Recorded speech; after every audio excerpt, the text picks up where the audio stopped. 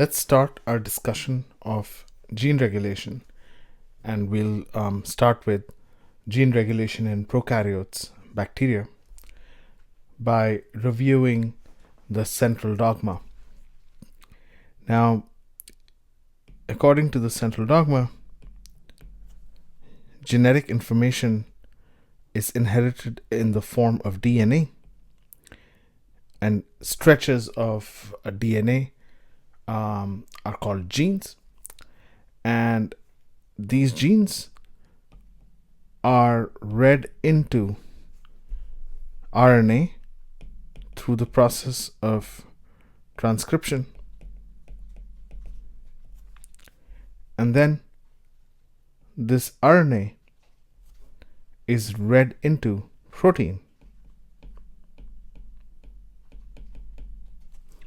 through the process of translation. When a particular gene is transcribed,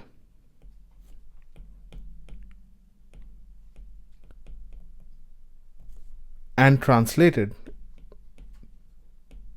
into protein, that is called as the gene is expressed.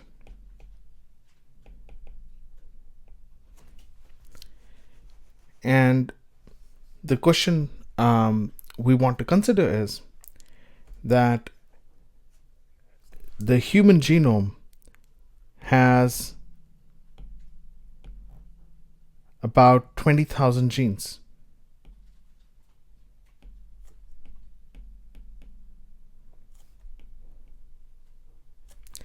And are all the genes expressed, and in all the tissues, in all the different cell types that humans have, are all 20,000 genes expressed, which means are they all being transcribed, and then that RNA is being translated into protein.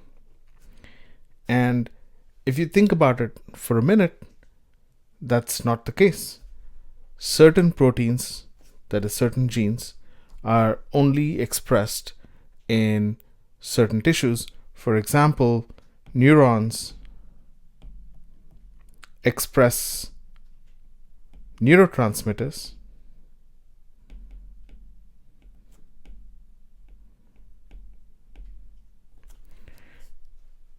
and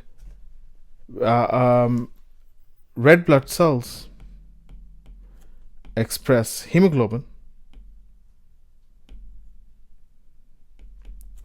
but not vice versa. Neurons do not express hemoglobin, whereas red blood cells do not express neurotransmitters.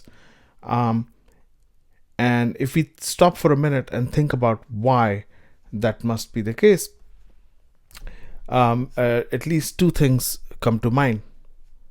First, it is not very efficient for every cell under every condition to express every gene.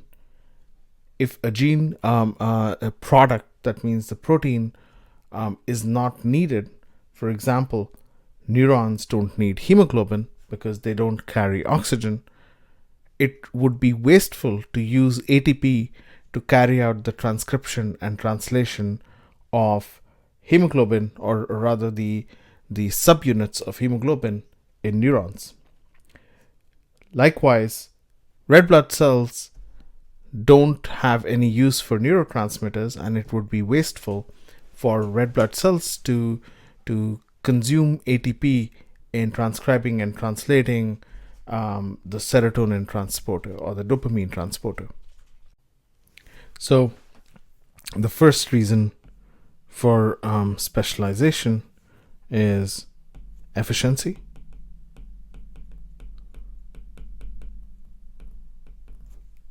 And the second reason is that which genes we express, or which genes a particular cell expresses, to a large extent defines what cell it is, since all the cells during development are derived through DNA replication, through mitosis, from a single celled zygote, all the cells in our body, with the exception of gametes and certain other types of cells, most of the cells in our body have exactly the same genome. And what differentiates them is the genes they express. And that's another reason why not all genes are expressed in equally in all cell types. And so let's say the second reason is the specialization of cell types.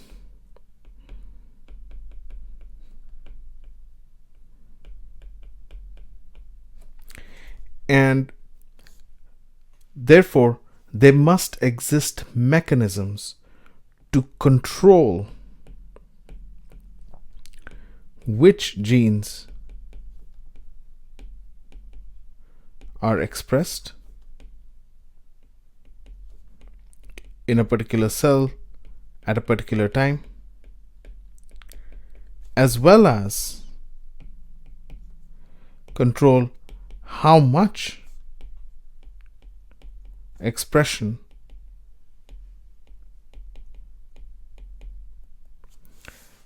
a particular gene has, and altogether these mechanisms are known as gene regulatory mechanisms.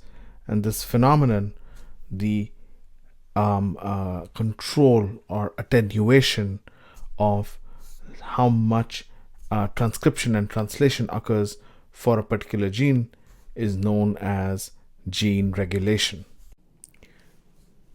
We will discuss these mechanisms of regulating genes, of deciding how cells decide whether to express a gene or not, or to express a lot of a particular gene, make lots of RNA, or make little RNA, in the context of the catabolism, which means the breakdown of lactose into simpler sugars, into glucose, in E. coli.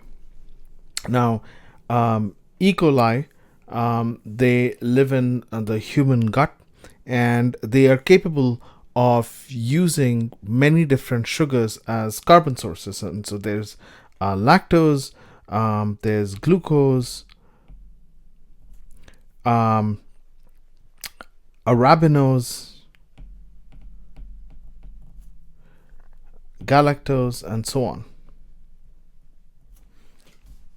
And if the E. coli cell is consuming a disaccharide, a more complex molecule like lactose, then it needs to break this down into simpler sugars. And in this case, lactose, which is a disaccharide of galactose and glucose, is broken down into the monosaccharides, galactose and glucose, and this beta galactoside linkage is broken by an enzyme called beta galactosidase. And this step is essential, is a necessary step for utilizing lactose as a carbon source. And subsequently, this glucose undergoes glycolysis to give pyruvate,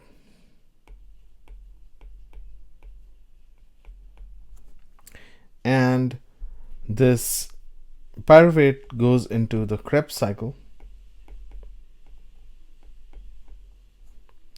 to give ATP.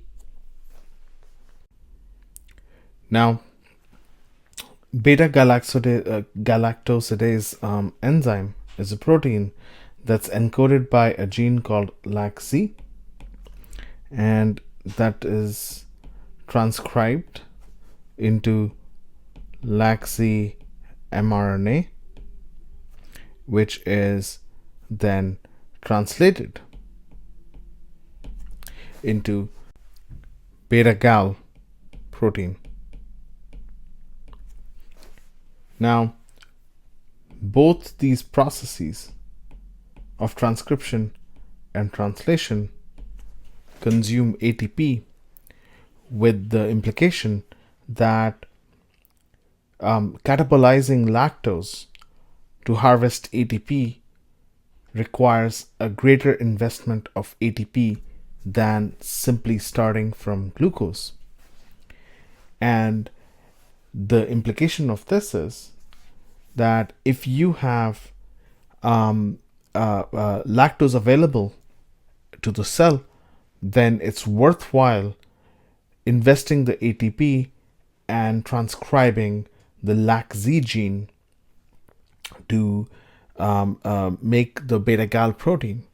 On the other hand, if you don't have lactose, it would be inefficient to transcribe and translate the LAC-Z gene. And we can draw this out. So we have two situations. Lactose is absent. There is no lactose in the cell. Or we have the other situation where you have lactose available to the cell. And we have a double-stranded piece of DNA, which is part of the E. coli genome. And this brown portion is the promoter.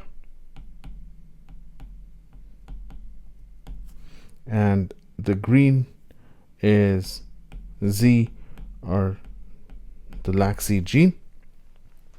And if you don't have lactose in the cell, then it makes no sense for the polymerase to elongate and transcribe LAC-Z.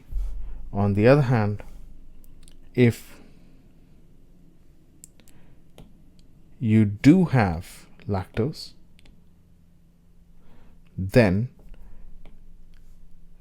it would make sense that the polymerase elongates, carries out transcription, and makes an mRNA, which gets translated into beta-gal protein. And just to be clear, this is what would be sensible from an efficiency perspective. And this does not tell us what the mechanism of this control is, but this is what the end result should be. And the mechanism is what we will delve into next.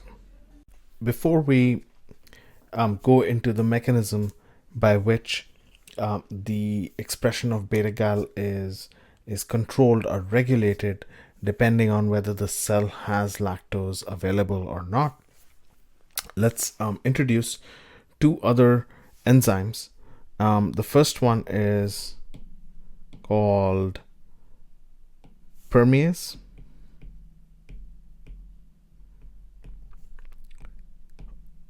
which is encoded by a gene called LAC-Y.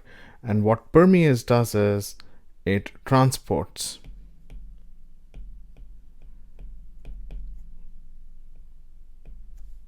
lactose into the cell.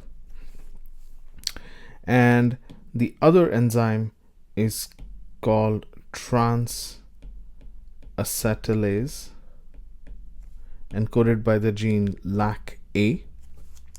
And transacetylase is not involved in lactose catabolism.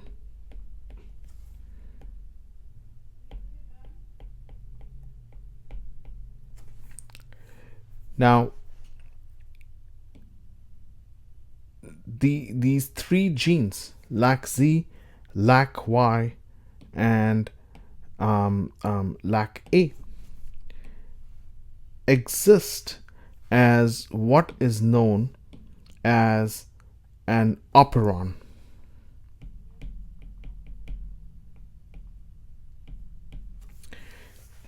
An operon is a special kind of a bacterial gene that codes for a battery of polypeptides that are all regulated together, or that are all coordinately regulated. So you have a promoter, and then you have the transcription start site, as genes would have, and the polymerase will make a transcript, and let's say this is the polymerase transcribing RNA, and here is my transcript.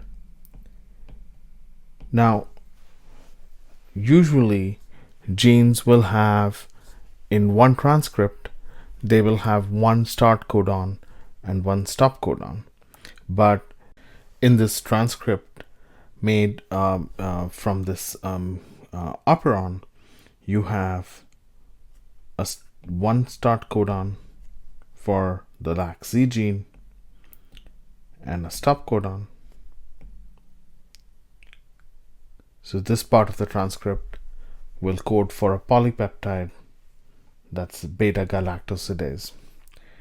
But then after that stop codon, you have a second start codon and a second stop codon, which will encode a second polypeptide, which is the permease protein that transports lactose into the cell. And after the second stop codon, there's going to be a third start codon and a third stop codon,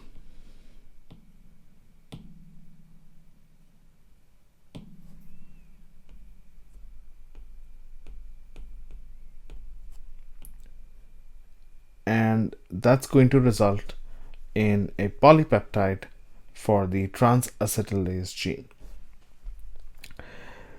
And so all three genes, LAC-Z, LAC-Y, and LAC-A, are transcribed and translated together.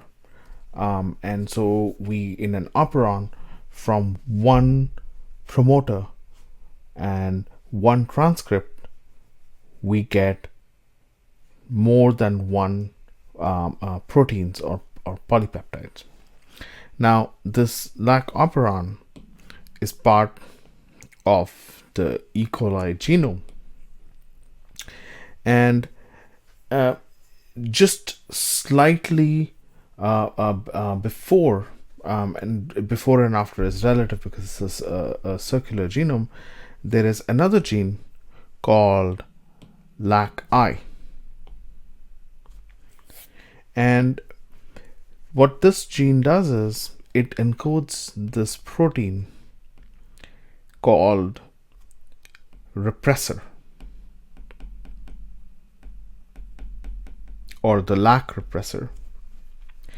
And this repressor is a DNA binding protein, which means that this repressor has a specific shape that allows it to recognize a particular sequence of nucleotides in DNA, and then when this repressor finds that specific sequence of nucleotides, it goes and sticks there or binds to that DNA.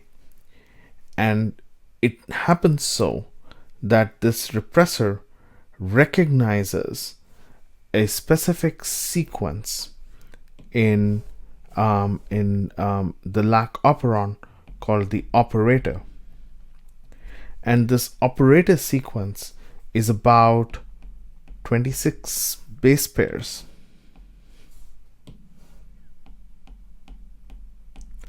That sit between the promoter and the start codon of the ATG of LAC-Z. And this repressor, if it comes and binds the DNA at the operator, it prevents the polymerase, RNA polymerase, from binding to the promoter. And so the repressor, when it's bound to the operator DNA sequence, excludes the polymerase from the promoter, and as a result there is no transcription, and LAC-Z, LAC-Y, and LAC-A proteins are not made or expressed. So there are clearly two types of genes that are involved here. The first kind are the genes that are not involved in the regulation of the lac operon. That is, they're not involved in the decision of whether the operon is going to be expressed or not. And these genes are referred to as the structural genes.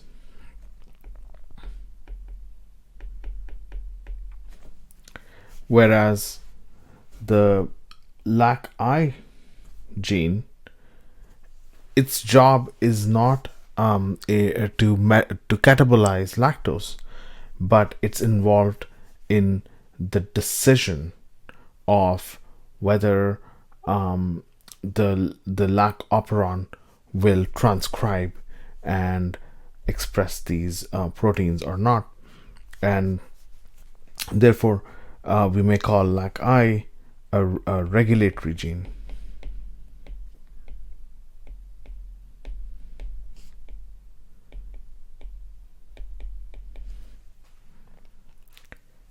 Now that we know the main players involved in the lac operon, let's see how the lac operon makes the decision of whether to express LAC-Z, Y, and A or not, depending on the presence or absence of lactose.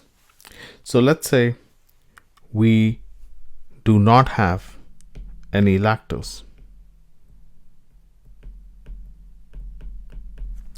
Now, the I gene is constitutively expressed, so it has its own promoter, P prime, which is different from the promoter of the lac operon, and the RNA polymerase is always transcribing and translating the LAC-I gene.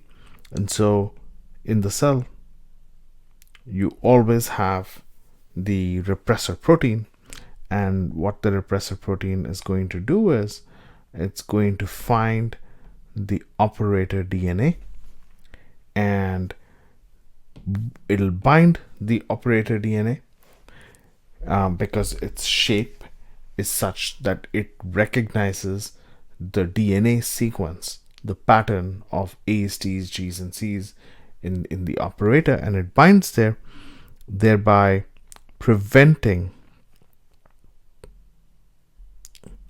polymerase from binding the promoter and transcribing, and therefore there is no transcription, and LAC-Z and LAC-Y and LAC-A are not expressed, and you don't waste ATP in making the beta-gal protein in the absence of lactose.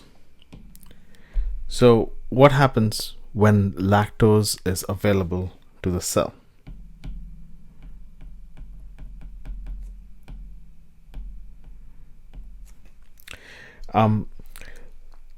Lactose spontaneously converts to a form called allolactose, which is still a disaccharide of galactose and glucose. However, this allolactose can bind to the repressor. So this is allolactose, and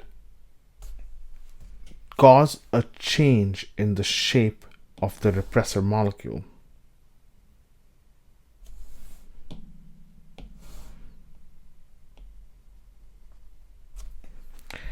And so there is a site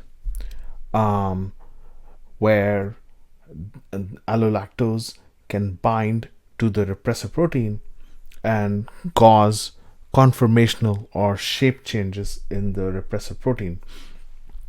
And when a molecule binds a protein or an enzyme and changes its abilities, that is known as allostery.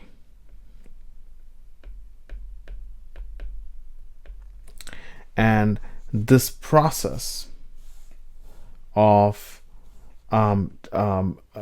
changing, binding to the repressor and changing its shape is called an allosteric induction.